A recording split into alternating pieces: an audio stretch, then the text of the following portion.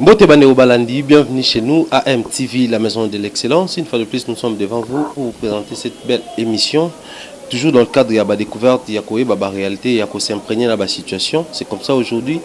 Par rapport à la situation, au niveau de Kinshasa, Bandeko Bazali Banda, partout dans le monde, on va contacter Kibiso également en ce qui concerne la situation. Tout le monde s'imprégner dans au fait, en réalité, qu'est-ce qui se passe concernant l'arrestation de Ndeko Eliezer Tambwe Ozali Bomo Pandisango na mboka na biso République démocratique du Congo aboye netobaki bon une fois de plus le coup la fait maramango tombé à pic tozaki zaki déjà na millier to profiter ko poussa na pene ya bandeko ba yebi moi makambango balami balé baza déjà wana to bonaki na ba image bazaki présent to meka ko tuna bango en ce qui concerne arrestation yango vraiment déjà la base la cause des anini et puis la finalité nango ekozala nini po ezokende pe na niveau nini parce que selon ba langue de rue tout ka déjà kaza na minute transféré na prison centrale à Makala et puis on va vérifier sur place pour tout c'est comme ça j'ai l'honneur pour vous aujourd'hui à Kola Yamba Ndeko Raphaël Walukonka otobengaka affectueusement bel homme lui qui est président de l'Union du journaliste et du web également coordonnateur principal il y a Net Awards ça le bon trophée ou primé ba étoile il y a internet c'est avec lui qu'on aura le temps en solo tout il y a réalité on a vite fait parce qu'il faut te rappeler qu'il y a déjà na milieu politique azalana bandeko wana basolana ba nous autres nous sommes beaucoup plus dans la culture ndeto baki boto pousa na pe na bango poto sola poto eba makambo ezandenge nini mbote Ndeko Raphaël mbote sage homme mbote mwana Afrika mbote na batonyo so ba Rolanda biso à travers le monde bonne santé nzamba zali kosunga malgré kokoso les 33 quotidiens ils ont se dégradé dans la République démocratique du Congo mapakomata pasi koleka et puis kokangama kozala attaqué na ba appel na makambo kokoso songolo pakala mais Congo etikali ka mboka na biso tozali kolie kemboka kobonga. Nous espérons également parce que mon niveau en mboka à un moment donné on a tellement conjugué verbe il y a futur déjà c'est parti à partir il y a hymne national na biso ils allera toujours na futur nous bâtirons nous dans le futur mais présentement motiver biso te bâtir dans le présent tout espérer tout continuer qu'on travaille dans les présents c'est comme ça tout continuer nous autres aussi également on est victime il y a moi menace depuis un certain temps depuis retour à Kinshasa vignon sont toujours dans les médias il y a menace mais heureusement comprendre que tout le baté tout continuer qu'on Ndeko Raphaël vite fait les gens nous ont appelé concernant arrestation de Ndeko Eliezer tout le monde qui te pousse à la peine yo a parmi bandeko déjà dans le secteur politique bien que de temps en temps on te voit aussi dans la culture dans le secteur mususu mais s'il faut comprendre concrètement Ndeko Eliezer reprocher nini ou ememi est-il à niveau aux alamba moko arrêté parce que lelo kokoso ezali vraiment okolo ko bazali ko reprocher jusqu'à présent ezali diffamation mais nazali ko se poser question diffamation ezali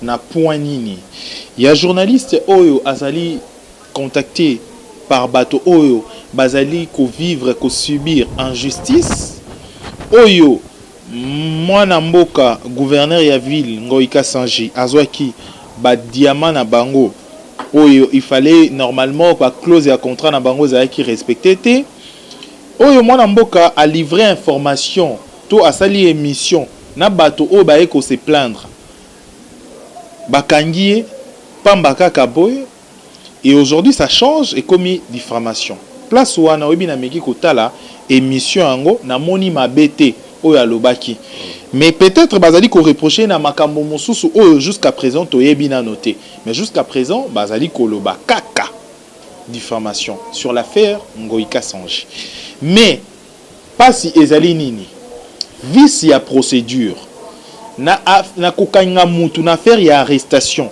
ezara toujours na système il y a deux convocations et suivi d'une arrestation ou mandat d'amener to mandat d'arrêt na justice bayaka kosala moto mandat d'arrêt immédiat na ka na 3 cas ezaka na bakami sato oyo bakomaka kaka mbala moko balobi moto oyo il faut tokanga eka mbala moko ka liboso ezalaka soki bafe eza grave ka ya mibale ezalaka soki habitation na ye eyebani te donc place avant daka eyebani te résidence fixe ezate quoi ya misato ezali nini soki boyebi ke ezali ya kobangi ki akoki kokima wanande il faut bakangaye immédiatement alors awa fait eza grave te so bolobi makambo oyo po Alexa ki émission moko boy awa habitation na ye ebani bureau na ye ebani motongo za na domicile fixe motongo azali journaliste connu motongo azali crème ya société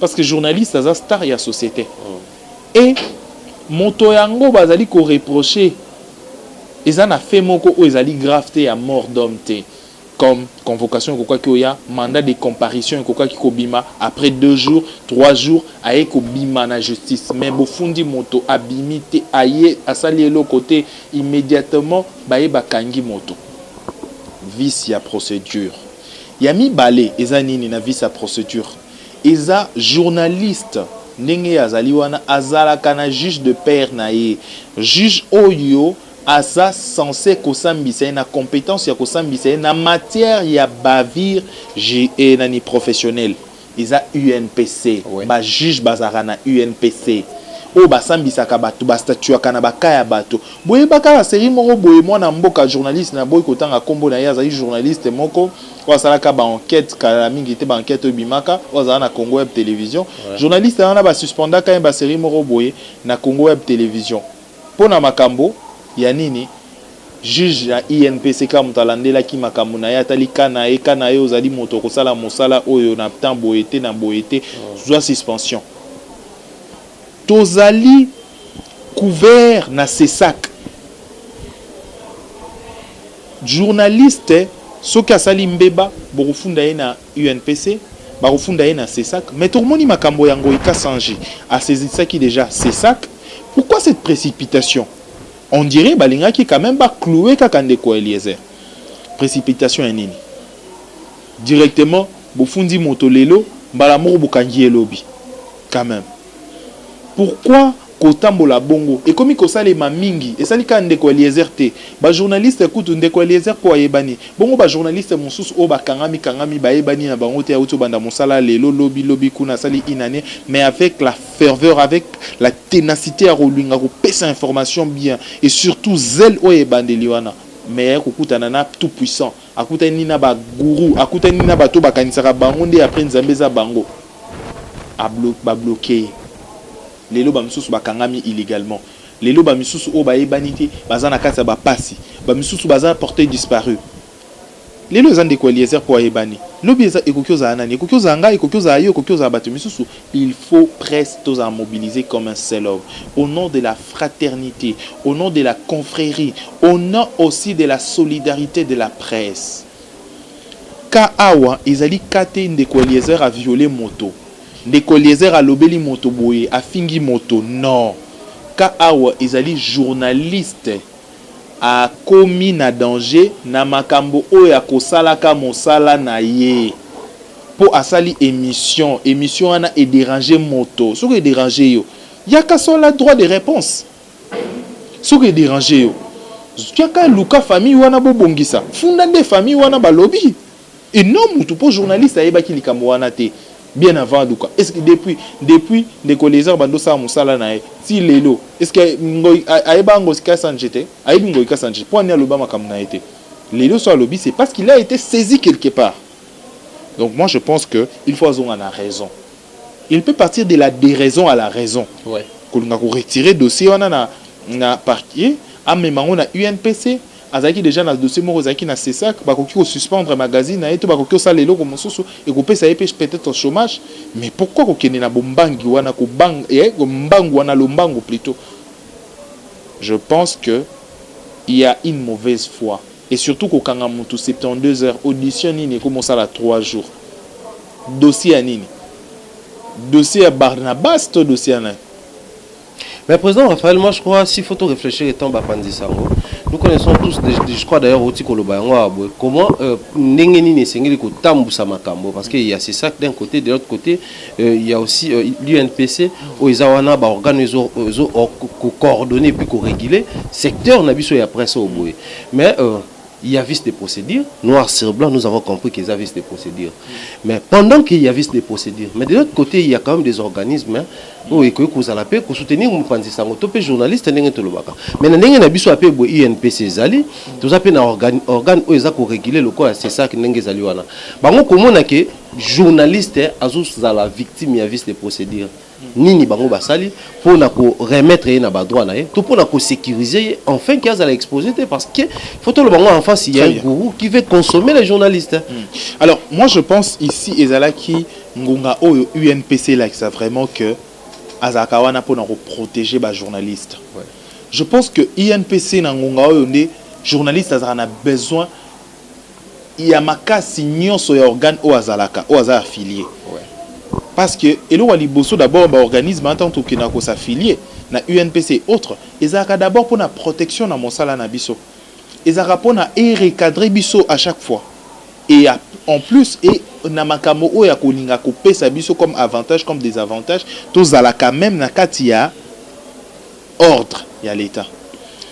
Je pense lelo troisième jour, il y a silence, il y a UNPC, et comment inquiéter bateau. Et comme il y a bateau, moi, quand 2 heures du temps, quand tu as France, journaliste, quand mis 2 heures du temps, c'est grave. Ouais.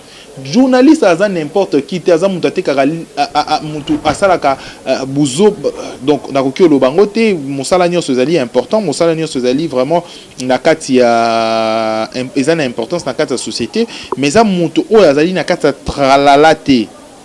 Azaka moto loko, la moto moro, asalaka zelu na se ya mabele te bokoki ozwaye kaka boye na balabala bokoki obwaka le quoi moto moko liboma. Non, le journaliste c'est un homme responsable, c'est un témoin oculaire des grands événements, de grandes histoires, de grands moments d'un pays. Et le journaliste c'est la star de la société, c'est le 4e pouvoir du monde.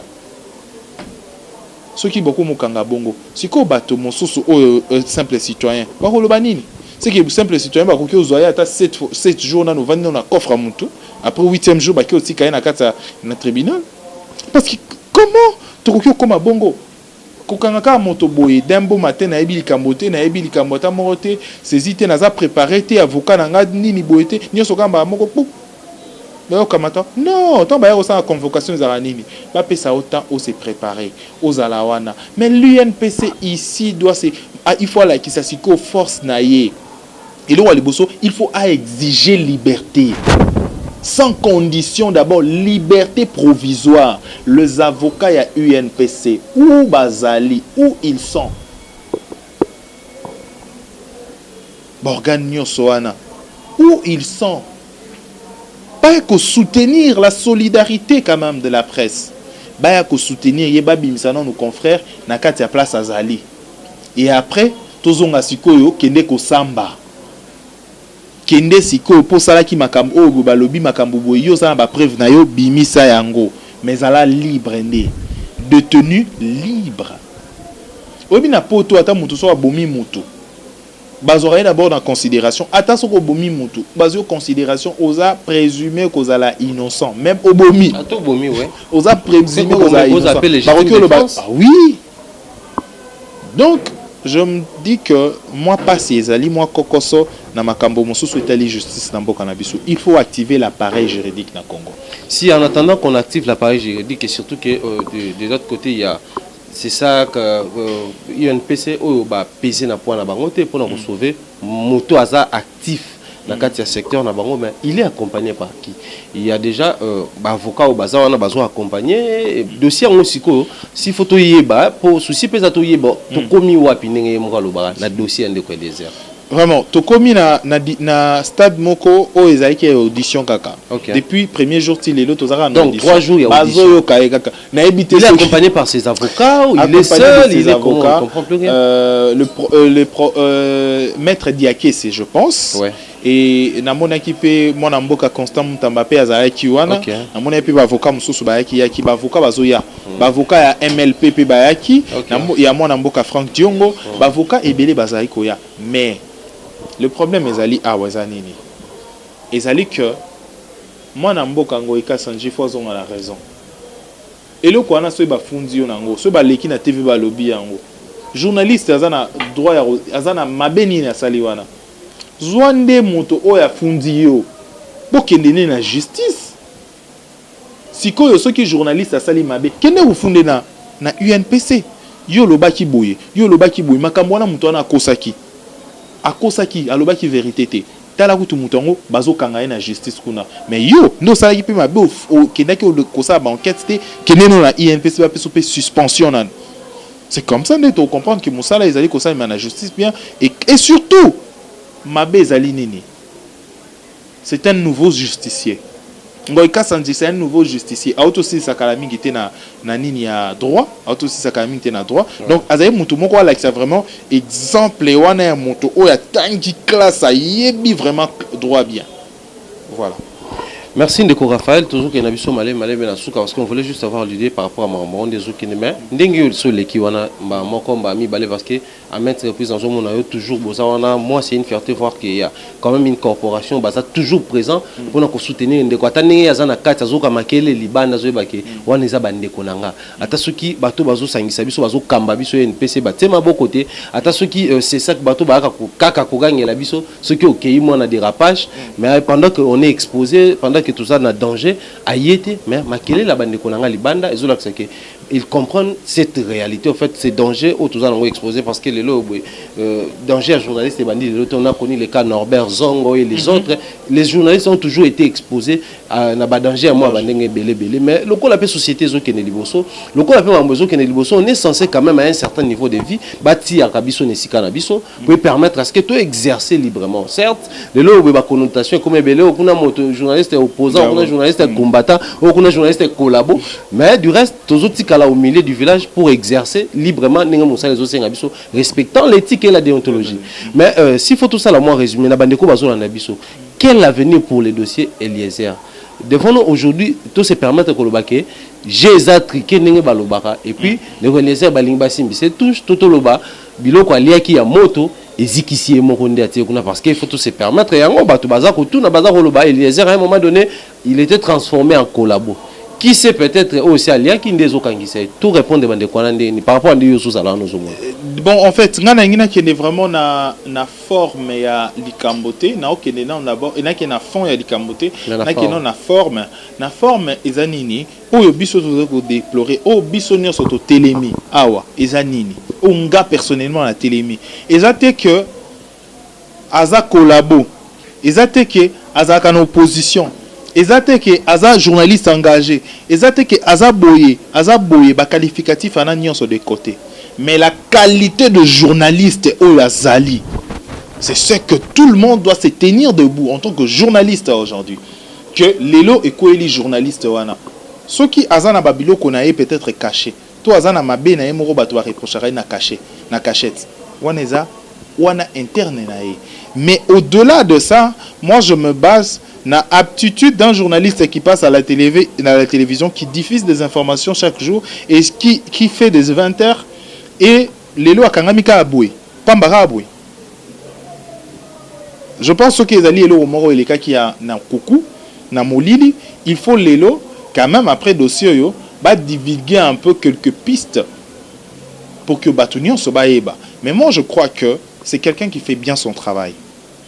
Qui fait bien son travail na qui on a nini na sens moko ozalaki excusez na sens moko ozalaki simple un journaliste après avoir reçu des informations à un stade de dépistage où il y a ça la confrontation de faits c'est-à-dire deux côtés c'est ce qu'il a fait au bitan ou ba ebisinga ki abenga ki pengo ikasanje abenga ki pose en contact pour ebisa bango makam o ebisi na obi c'est un journaliste.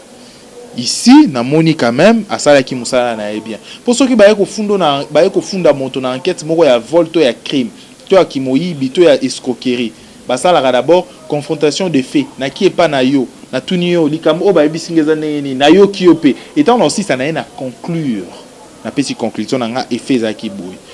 Place où on a ce qu'on est tous allés côté les mains parce que c'est un journaliste qui exerce son travail. On a d'abord libéré et puis le reste on en parlera plus tard.